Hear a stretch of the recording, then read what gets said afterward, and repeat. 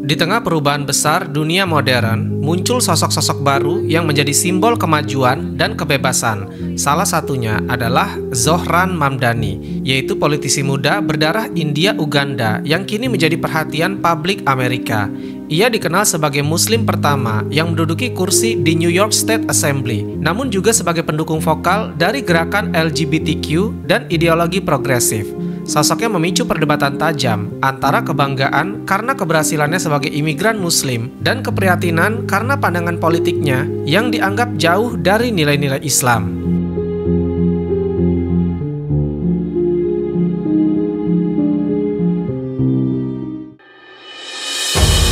Zohran Kwame Mamdani lahir pada 18 Oktober 1991 di Kampala, Uganda, sebuah negara di Afrika Timur yang syarat sejarah kolonial dan konflik sosial.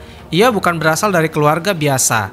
Ayahnya, Mahmud Mamdani, adalah seorang intelektual ternama, profesor ilmu politik yang dikenal karena pandangannya yang tajam tentang kolonialisme dan kekuasaan. Ibunya, Mira Nair, adalah seorang sutradara film asal India yang karyanya banyak menyoroti isu sosial, perempuan, dan kemanusiaan. Dengan latar keluarga seperti itu, Zohran tumbuh di antara dua dunia, yaitu dunia akademik dan dunia seni. Dua ranah yang sama-sama membentuk kesadarannya terhadap realitas sosial. Keluarga Mamdani bisa disebut sebagai keluarga global. Ayahnya keturunan India yang lahir di Uganda, ibunya India yang menetap di Amerika, dan mereka berpindah-pindah antara Afrika, Asia, dan Barat. Disinilah Zohran belajar tentang makna identitas, bahwa ia adalah bagian dari banyak dunia, tetapi tidak sepenuhnya milik satupun di antaranya. Meski berasal dari keluarga Muslim, Zohran tidak tumbuh dalam suasana religius yang ketat. Ayahnya lebih dikenal sebagai pemikir sekuler yang sering mengkritik ekstremisme dan tafsir literal agama. Ibunya sebaliknya, membawa semangat kebebasan berekspresi melalui seni. Maka dari itu, pendidikan keagamaan tidak menjadi fokus utama dalam keluarga mereka. Zohran tumbuh dengan pandangan dunia yang lebih rasional dan sosial ketimbang spiritual. Ia lebih banyak mendengar diskusi politik, filsafat, dan seni daripada mendalami tafsir atau hukum agama. Zohran Mamdani menempuh pendidikan di Bowdoin College, mengambil jurusan Africana Studies yang mempelajari sejarah dan politik masyarakat keturunan Afrika. Sejak masa kuliah, ia aktif dalam gerakan sosial dan berbagai aksi protes, memperjuangkan isu keadilan dan kesetaraan. Namun di balik semangat aktivismenya, Zohran semakin jauh dari akar agamanya sendiri. Ia jarang menyinggung Islam, kecuali sebagai identitas sosial, bukan keyakinan spiritual. Cara pandangnya semakin terbentuk oleh ideologi kiri dan nilai-nilai sekuler yang menolak batas moral agama, menjadikan keadilan sosial sebagai pengganti keadilan ilahi. Lingkungan sosial tempat Zohran tumbuh juga sangat berpengaruh dalam membentuk pandangannya. Hidup di New York, kota dengan denyut progresivisme yang kuat, ia berada di tengah pusaran gerakan feminis, aktivis rasial, dan komunitas LGBTQ yang mendominasi ruang publik. Dalam atmosfer seperti itu, ia belajar bahwa untuk diterima dan berpengaruh di dunia politik Amerika, seseorang harus menyesuaikan diri dengan arus opini yang kian menjauh dari nilai-nilai agama.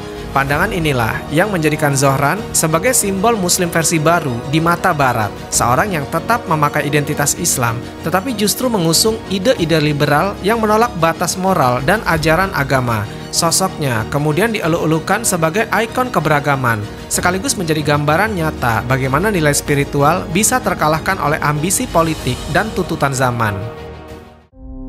Karir politik Zohran Mamdani dimulai di Astoria, Queens, New York, kawasan padat imigran yang dikenal berhaluan kiri. Ia tampil sebagai sosok muda yang berani menentang sistem lama dengan gaya kampanye sederhana dan pesan keadilan bagi semua. Ia berbicara tentang mahalnya biaya hidup, sulitnya akses perumahan, dan ketimpangan ekonomi. Hal-hal yang dekat dengan keseharian rakyat kecil. Gaya bicaranya yang lugas dan emosional membuatnya cepat populer di kalangan kelas pekerja.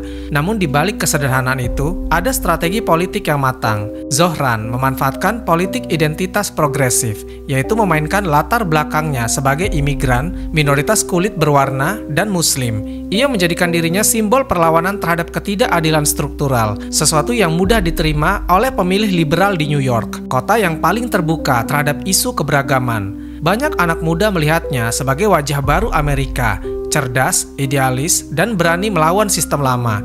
Dukungan datang dari komunitas LGBTQ, feminis, dan kelompok kiri, membuatnya menang besar dalam pemilihan New York State Assembly tahun 2020. Kemenangan itu sejalan dengan naiknya gelombang politik progresif di Amerika, terutama setelah kekalahan Donald Trump. Muncul figur-figur muda seperti Alexandria Ocasio-Cortez, Ilhan Omar, dan Rashida Tlaib yang dikenal sebagai The Squad. Mereka menolak kebijakan konservatif dan memperjuangkan isu-isu radikal.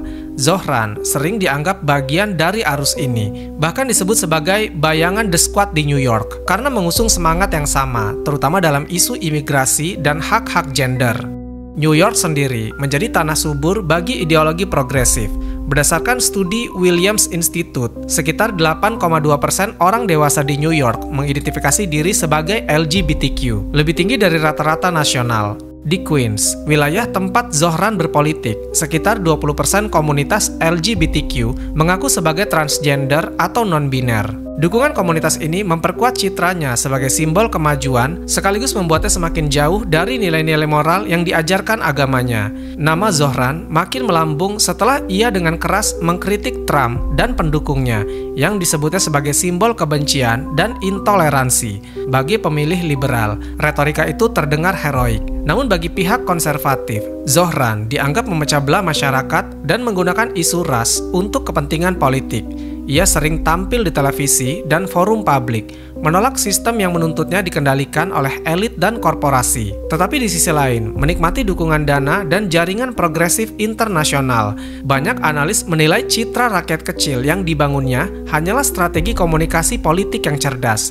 Bagi dunia barat modern, seorang muslim muda yang mendukung kebebasan seksual dan kesetaraan gender adalah simbol yang ideal, tanda bahwa Islam bisa jinak dan kompatibel dengan budaya sekuler. Namun posisi ini juga membuatnya ditolak sebagian umat Islam di Amerika.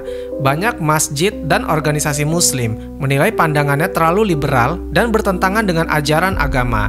Di sisi lain, sebagian anak muda muslim justru melihatnya sebagai simbol keberanian melawan stigma Islamofobia. Fenomena ini memperlihatkan dilema besar umat Islam di Barat antara diterima sistem atau mempertahankan prinsip iman. Di balik citra idealisnya, Zohran tidak lepas dari kontroversi besar. Salah satunya muncul ketika ia dikaitkan dengan slogan globalis The Intifada dalam aksi pro-Palestina. Meskipun menolak mengecam frasa itu, ia berdalih bahwa itu adalah ekspresi politik yang sah. Sikap diamnya memicu kritik keras dari kelompok Yahudi dan media konservatif yang menuduhnya mendukung ekstremisme. Kontroversi lain muncul ketika media mengungkap bahwa ia pernah mencantumkan kategori Black or African American saat mendaftar di universitas. Meski ia berdarah campuran India dan Afrika Timur, ia dituduh memanipulasi identitas ras demi keuntungan sistem kuota minoritas. Isu ini mengguncang kredibilitasnya sebagai tokoh yang sering berbicara tentang kejujuran dan keadilan sosial.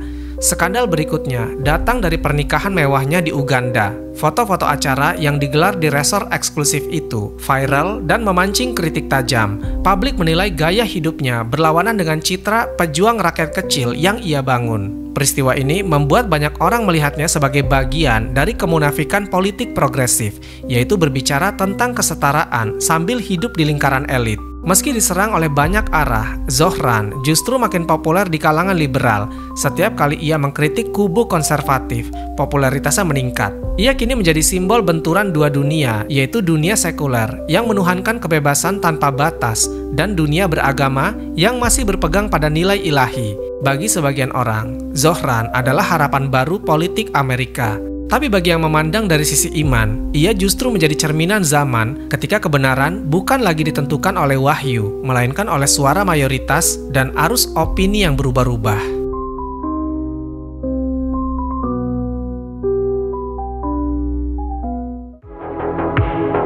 Sikap Zohran Mamdani terhadap isu LGBTQ menjadi salah satu titik paling panas dalam perjalanan politiknya. Ia dikenal sebagai pendukung keras hak-hak LGBTQ dan menjadikan bagian penting dari agenda politik progresif di New York. Dalam berbagai kesempatan, Zohran menyatakan bahwa menolak identitas gender seseorang sama dengan menolak kemanusiaannya. Kalimat seperti ini mendapat tepuk tangan di forum-forum liberal, namun menimbulkan kegelisahan besar di kalangan umat muslim. Sebab yang ia bela bukan lagi hak asasi, melainkan kebebasan tanpa batas yang menolak tuntutan moral agama. Sebagai politisi muda, Zohran memosisikan diri di jantung gerakan progresif Amerika, yaitu mendukung pernikahan sesama jenis, kebijakan pro-transgender, dan pendidikan inklusif gender di sekolah.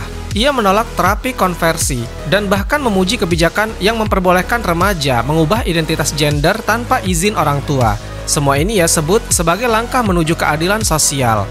Namun di balik kata-kata manis itu, banyak yang melihat ancaman besar terhadap nilai moral dan fitrah manusia. Islam jelas melarang perbuatan homoseksual bukan karena kebencian, tetapi karena menjaga tatanan sosial dan kehormatan manusia. Ketika Zohran berbicara atas nama keadilan, yang ia lakukan justru mengaburkan batas antara kebebasan dan kebobrokan moral. Bagi masyarakat Barat, sosok seperti Zohran adalah simbol kemajuan. Ia dianggap muslim modern yang mampu beradaptasi dengan nilai sekuler. Tetapi bagi umat Islam, ini bentuk penjinakan agama, menjadikan Islam sebagai label budaya, bukan pedoman hidup. Zohran bahkan sering mengutip ayat-ayat tentang kasih sayang untuk membenarkan pandangannya, seolah Islam mengajarkan cinta tanpa batas, tanpa aturan. Padahal kasih sayang sejati dalam Islam justru berarti menuntun manusia kembali kepada kebenaran, bukan membenarkan dosa atas nama cinta. Fenomena seperti ini tidak hanya terjadi di Amerika. Isu LGBTQ kini menjadi proyek global. Banyak lembaga internasional menjadikannya sebagai standar moral dunia modern. Negara-negara yang menolak dianggap primitif dan anti kemanusiaan. Di titik inilah perbandingan menarik muncul. Rusia misalnya, secara tegas menolak normalisasi LGBTQ. Pemerintah Rusia melarang propaganda homoseksual, melindungi keluarga tradisional, dan menyatakan bahwa nilai moral tidak bisa dinegosiasikan.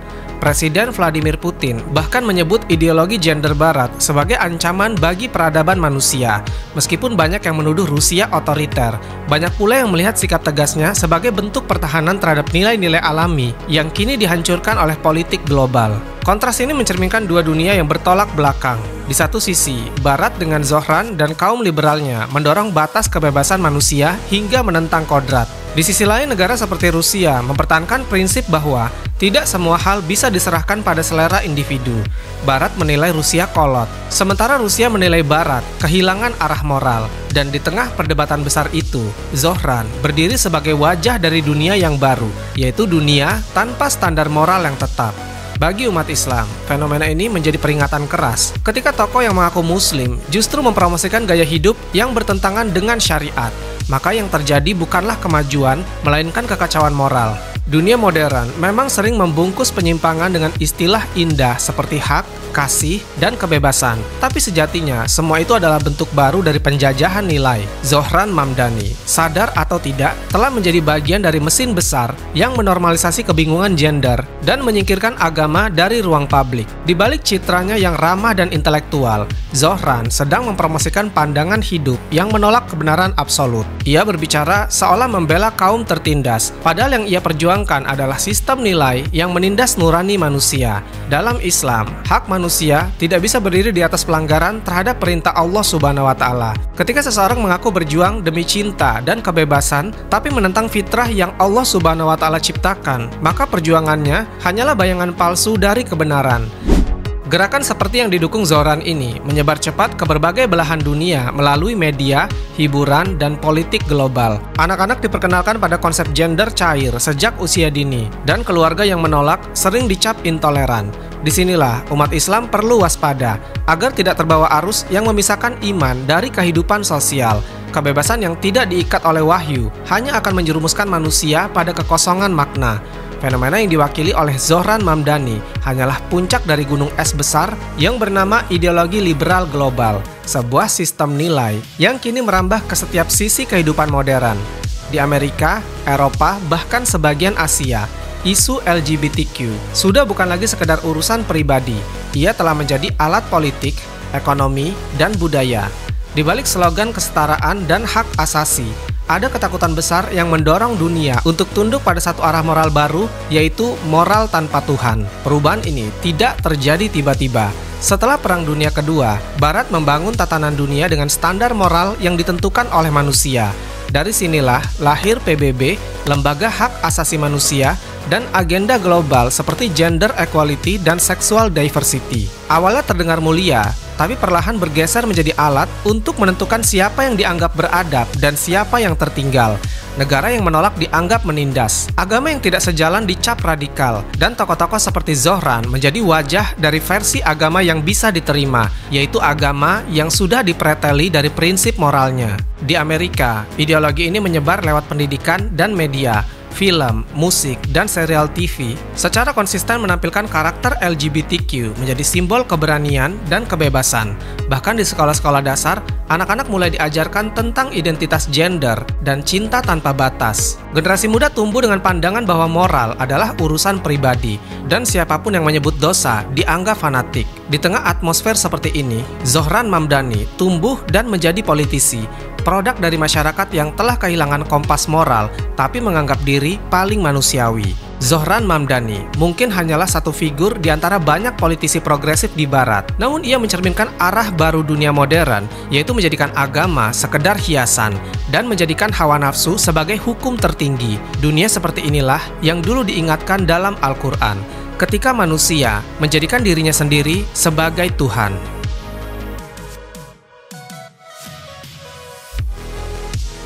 Wallahu a'lam bishawab. Semoga kisah ini bermanfaat. Lebih dan kurangnya mohon dimaafkan. Yang benar datangnya dari Allah Subhanahu wa Ta'ala. Khilaf atau keliru itu datangnya dari saya pribadi sebagai manusia biasa. Sampai ketemu di kisah-kisah seru yang penuh makna selanjutnya. Saya akhiri. Wassalamualaikum warahmatullahi wabarakatuh.